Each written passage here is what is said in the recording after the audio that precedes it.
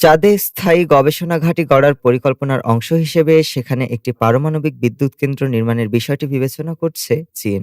আন্তর্জাতিক সংবাদ সংস্থা রয়টার্স জানায়, সাংহাইয়ে এক উপস্থাপনায় চীনের এক জ্যেষ্ঠ মহাকাশ কর্মকর্তা এই সম্ভাবনার কথা তুলে ধরেন।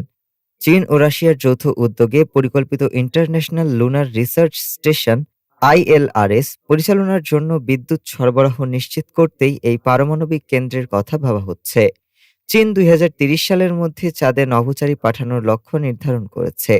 এরই অংশ হিসেবে ২০২৮ সালে চাং-ই-8 মিশন চালুর পরিকল্পনা রয়েছে, যা ভবিষ্যতের স্থায়ী ও মানববসতিপূর্ণ চন্দ্রঘাঁটি নির্মাণের ভিত্তি তৈরি করবে। চাং-ই-8 মিশনের প্রধান প্রকৌশলী পেই ঝাওইয়ের উপস্থাপনায় বলা হয়, পারমাণবিক বিদ্যুতের পাশাপাশি চাঁদের বুকে বড় আকারের সৌর প্যানেল, তাপ ও বিদ্যুৎ সরবরাহের জন্য পাইপলাইন এবং কেবল ব্যবস্থাও গড়ে তোলা হতে পারে।